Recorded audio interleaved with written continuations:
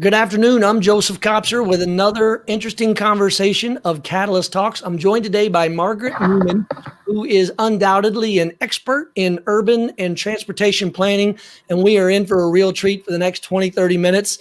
Margaret, when we look at your biography, and down below in the description is kind of a brief summary of all that you've accomplished, but it doesn't even come close to doing justice. So first of all, I want to thank you for being here and ask how you're doing in this world of COVID that we're living in. Yeah, my pleasure. I'm really happy to be here.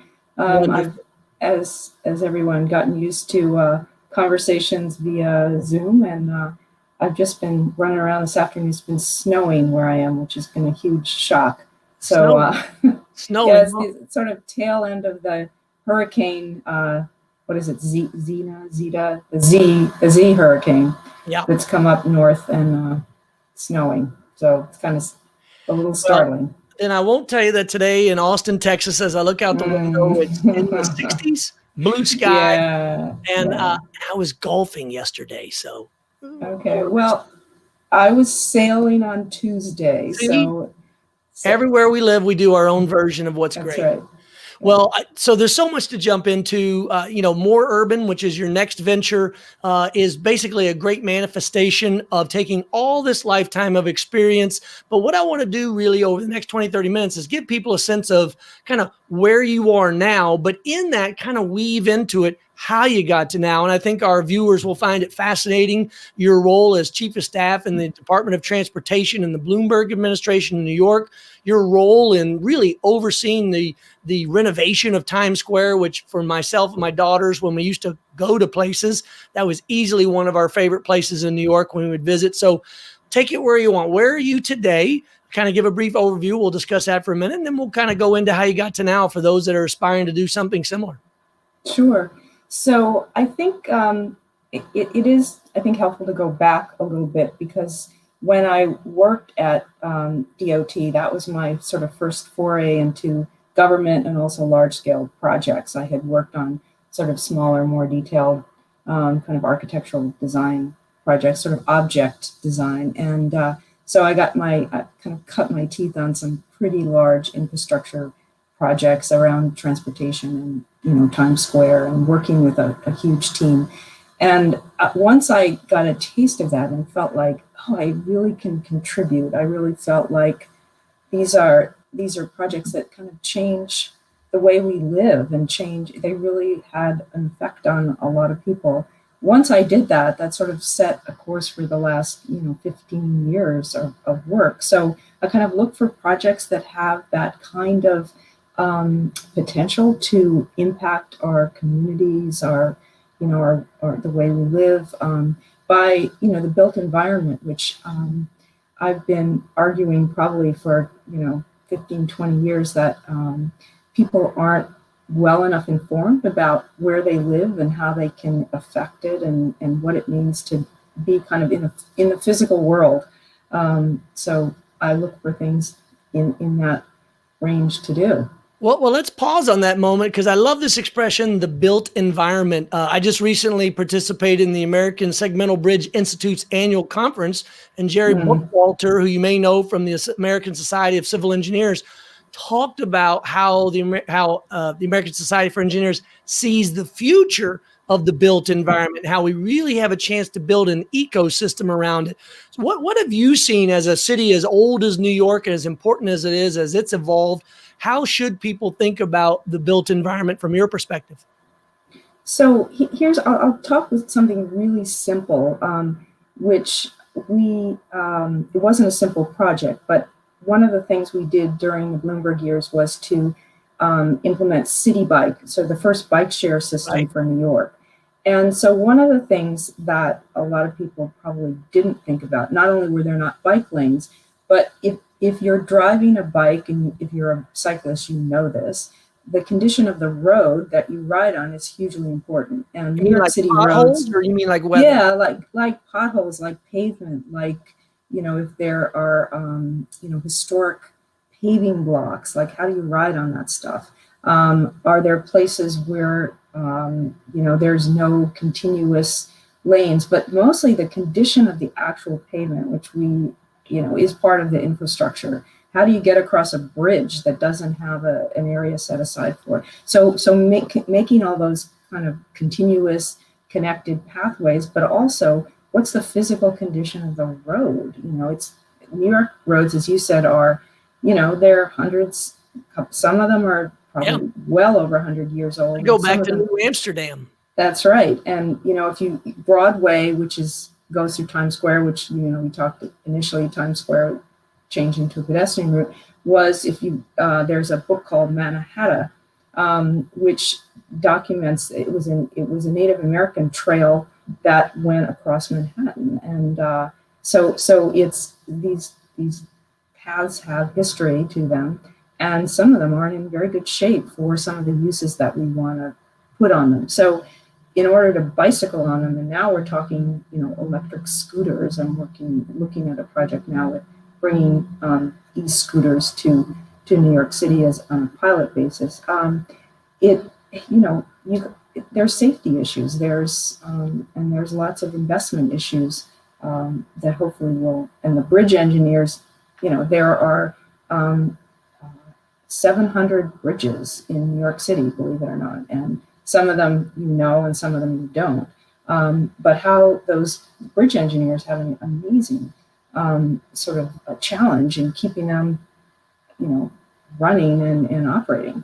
Yeah, well, speaking of the bridges in New York, one of the things that I got to give hats off to you and your teams, my daughters and I several years ago got to take a city bike across the Brooklyn Bridge, still to this day, easily one of my favorite all-time memories. So for that, I applaud the work that you all did. But when you're looking at the challenges and you're trying to balance the role of the automobile and the role of moving people, sometimes they, frankly, they conflict with each other in terms of priorities. In fact, I give a shout out to Gabe Klein, who was one of the very first transportation experts I ever met when he was working in DC on these issues. How do you see these conflicting priorities going forward? And how do you ask both citizens and elected leaders to prioritize all of it? So that really is the challenge. You've nailed it.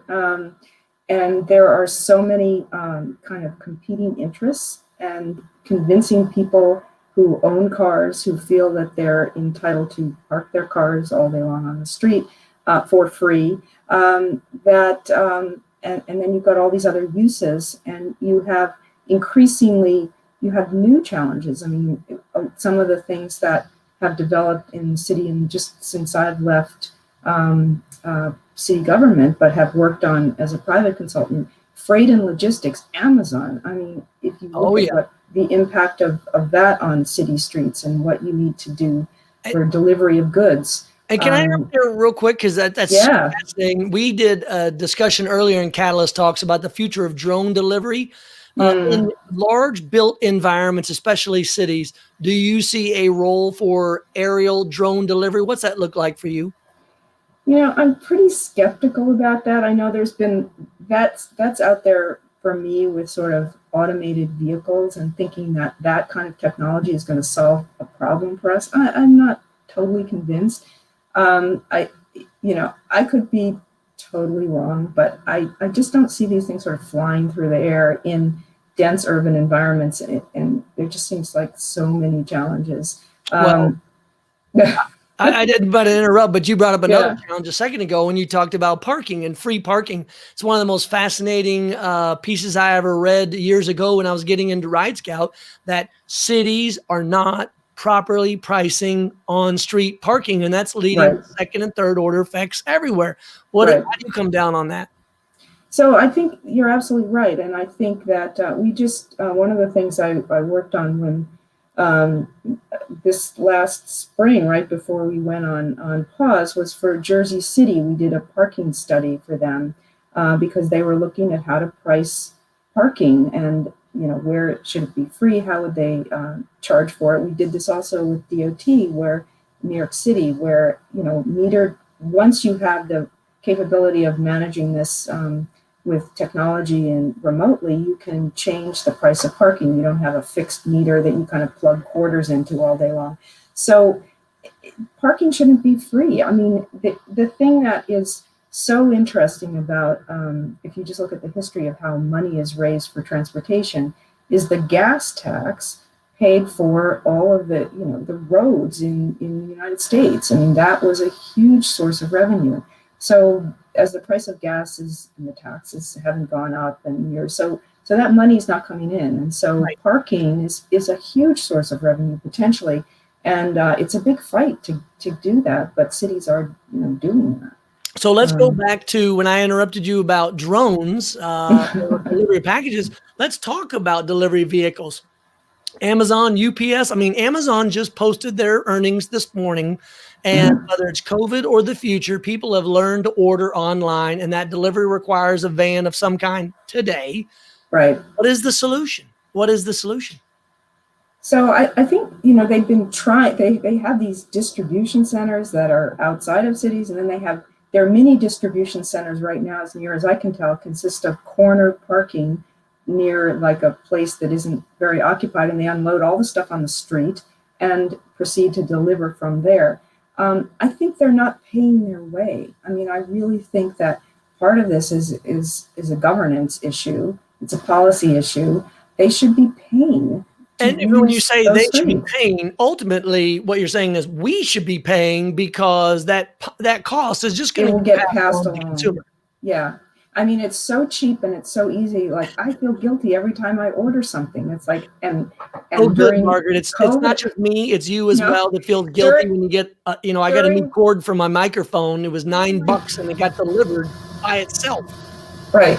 During COVID, I mean, like I said, my dog goes berserk every afternoon because UPS shows up, FedEx shows up, and we're out on Long Island, and I don't know what we would do without it, really. My dog wouldn't eat. And we wouldn't be able to function. So it's really, it's a huge challenge. And I think it's a little bit more straightforward in more suburban areas, but it's still all that extra traffic. Well, yeah, what I've said to every entrepreneur that might be listening to Catalyst Talks is there is a company to be made for either a fixed or mobile node that you, as a UPS, Amazon Prime, FedEx, you name it, you go to that node, drop off, and then they do the last 1,000 feet or the last half mile, whatever it is.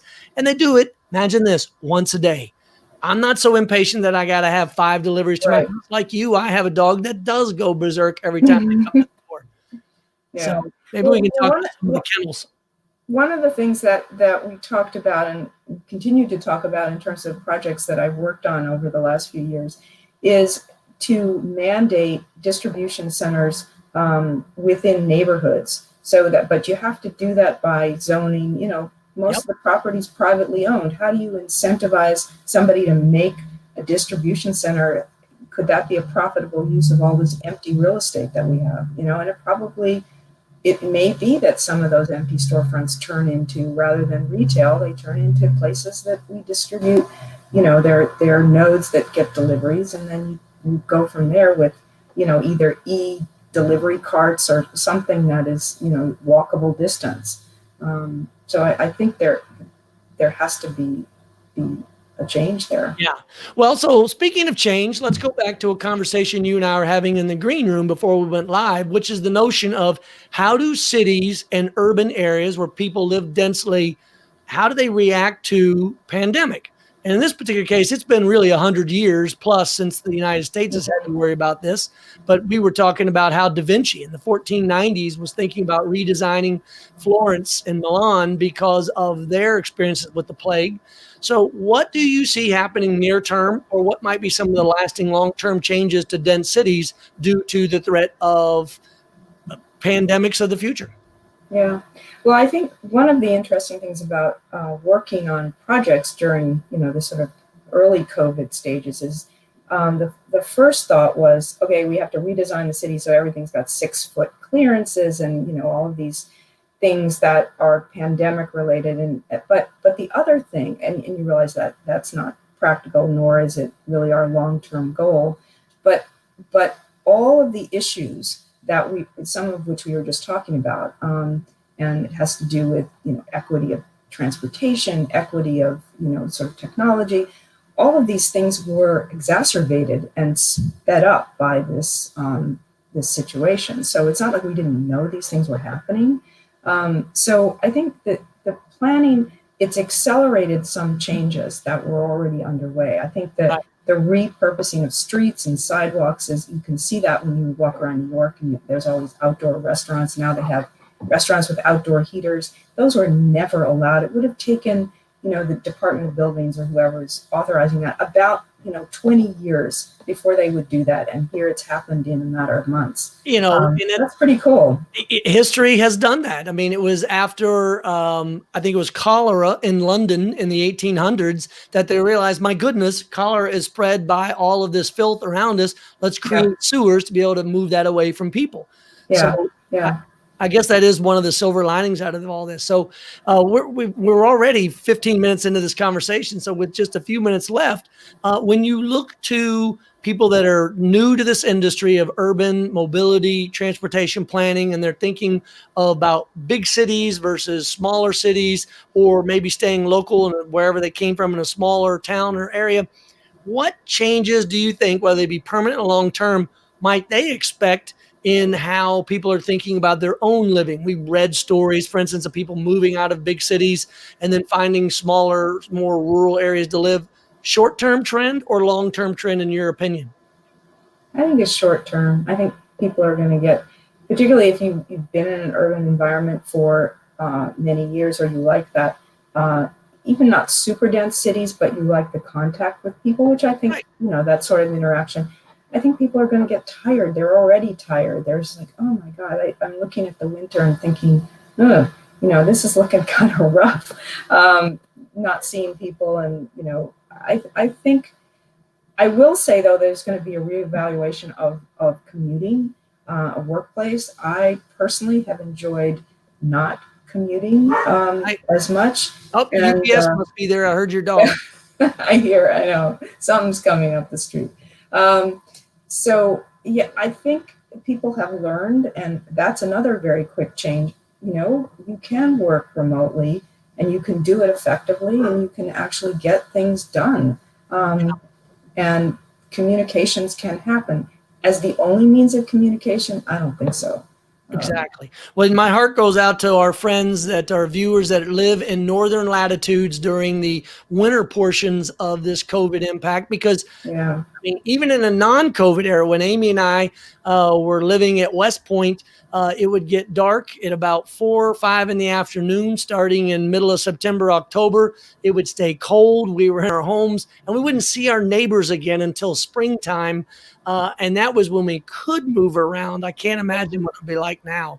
So let's switch gears one more time. You've been involved in so many different projects, urban planning, mobility planning, city planning, but you've also been involved on the leadership side. You were chief of staff of one, or probably the largest Department of Transportation in a city in the world. What was that like from a leadership standpoint? For those in your industry thinking of going into leadership positions and less on perhaps the creative side, what are your advice to them? So I think government is a fabulous place to work. And I was very surprised to find that out, because I have not worked in government.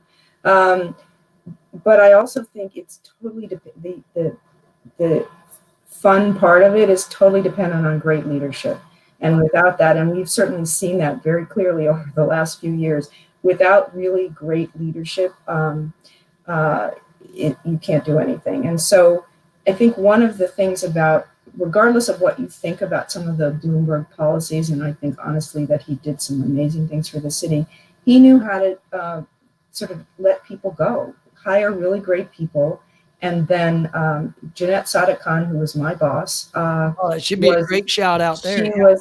She was amazing. And you know, she depended totally on her team of people, and it was a really incredible team. And so we felt like we were empowered to make changes and to really think creatively. I didn't, you know, you said it, not such a creative thing. I think thinking within the bounds of policy, I found to be incredibly creative. Creativity comes in many different ways. It does, and you can be with looking at, it's sort of like constraints. Architecture is really people talk about, the tighter the constraints, the more interesting the problem. And it's kind of true that government is, designing architecture is kind of three-dimensional. I thought about government as being four-dimensional, and it's just there. So that it really was kind of fascinating, like within those parameters, how do you do stuff? And we did a lot. Yeah. Just on a quick aside, was Sabrina Sussman there when you were there? No, I didn't know. Okay, good friend. Yeah, good friend of mine. And then Jeremiah Joseph is another one of my favorite architect folks that are in the New York City area.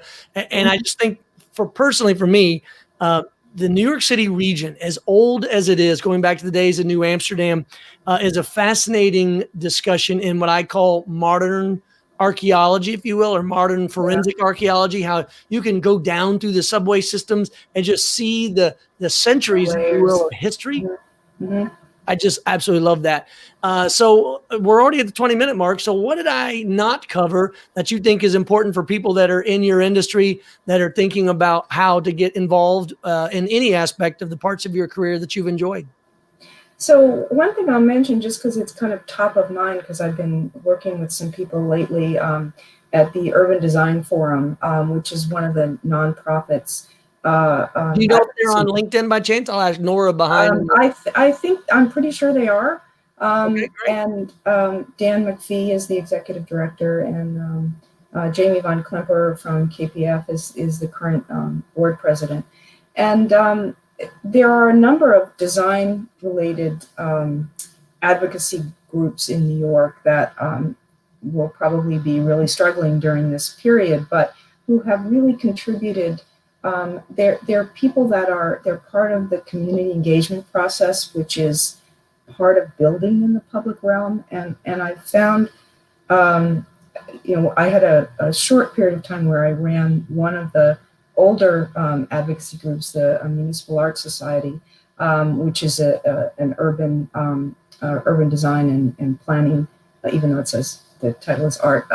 But I think these kinds of groups, along with community boards and community organizations, play a huge role in sort of shaping how we think about the city and how we make changes. And I think going forward, what I would say is there are ways to get involved there. I think, when you look at and by the way, most every region will have the equivalents to the groups you just mentioned. Yeah. Yes. I mean, New York is particularly rich, and it's just because it's so large, and there are a lot of different kind of groups and interest groups. I will say, if you look at recent history of sort of development, and I'll cite the Amazon project in Queens that didn't happen, I think there's a lot of need for education and discussion with those kind of groups, within community groups and advocacy groups, to make sure that we understand why it's important to do some of these kinds of projects. And personally, I've been disappointed with some of their responses to proposed development in New York over the last few years, because I think it's important that these organizations, private companies, contribute to the city, but also that we understand what they can give and ask them for things.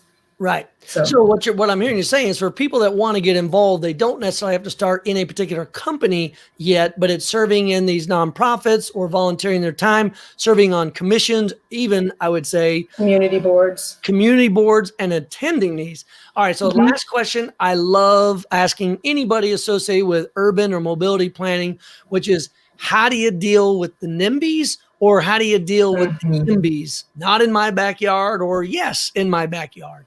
Yeah, well, that's the conundrum, right? And I think part of it is education. And I have said before, and this is pretty ambitious, but I think if you educate people, starting with kindergarten, and I'm serious about this, talk about the built environment, which is where we started this discussion. People don't even understand what that is, and how could that be possible? I mean, people know how to make toast. They know how to make, boil water for coffee or tea or whatever. But they don't know the first thing about, they come out of their driveways if they have a house, and they don't even know what the street, like what's a drainage, how does that work? And it's just crazy that they don't care. Or I think they it don't goes care to the because point. Yeah, the fact that we should be teaching it as early as kindergarten goes back to the famous adage that everything I needed to know in life, I learned in kindergarten. And as a proud dad of a kindergarten teacher myself, I couldn't agree with you more. But to this notion, I hear you that we really need to educate people about how it all comes together. For folks that are actually working, is it groups like NACTO, the National Association of City Yeah. Transportation Officials? Do they have a role in helping in this education, and how does this all come together? Yeah, I mean, most of there's any number of organizations that have, and right now is a great time because you can get online and join, webinars. You can join all kinds of discussion groups. Most professional organizations are. I think NACTO is a great example of, but is a lot of professionals who are involved in that, city planners. But I think there are, I think you can Google this and find, probably 20 things to attend or through LinkedIn based on your own interests, or even what's going on in your town, what's going on in your neighborhood. Getting back to that community board idea, what are the issues? You need to understand, like, what are people arguing about? Parking, yeah. People always argue about. And, the NIMBYs and the YIMBYs, as some of them understand some of these issues, some of them are just not really understanding, and everybody needs to know what they're going to get out of the deal, right? So Jody Mixon supports your comment there that it should be part of the curriculum. Yeah. I think it also speaks to a larger idea that more fundamentally, we just need to go back to civics education and remind folks that, guess what? Potholes are neither Republican nor Democrat, and they impact all of us absolutely the same. What are your thoughts there? Well, I think that is so right. I mean, I got in a big argument the other day around taxes. It's like, what are your taxes for? Like, I would pay more taxes. I'm not totally thrilled about this, but getting back to those potholes that aren't filled. I mean, people don't understand how government works. Like, what are you funding? And public education, how about that?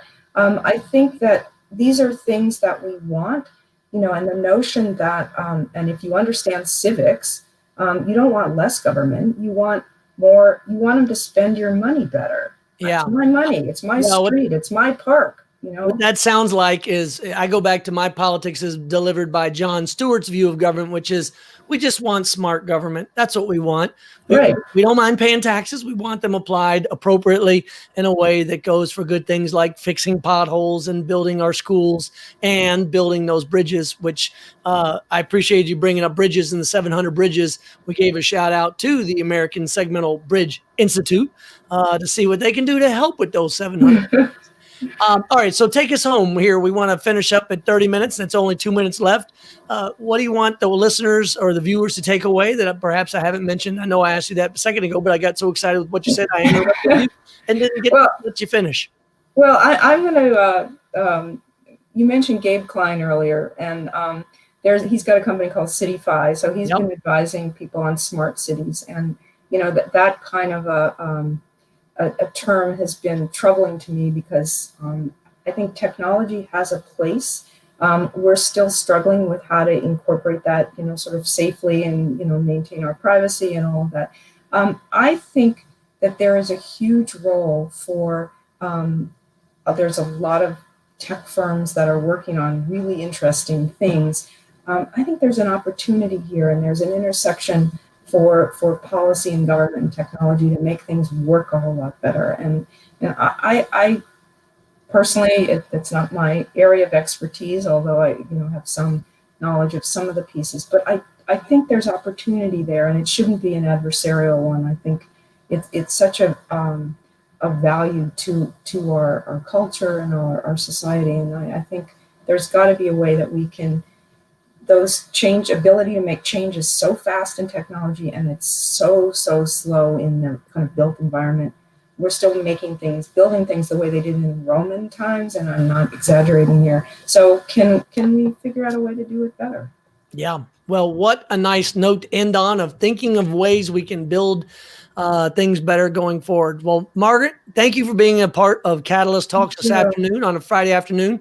As Jody Mixon pointed out in her comment a minute ago that popped up on the screen, this is being recorded live on the Friday before, I guess it's a presidential election. There's some local elections that are going on November 3rd. Yeah, well, Yep. So if you folks, viewers, exactly. If you haven't voted, please go vote. And Margaret, thank you for being a part of Catalyst Talks. Thank you. I've enjoyed it. Take care. Take care.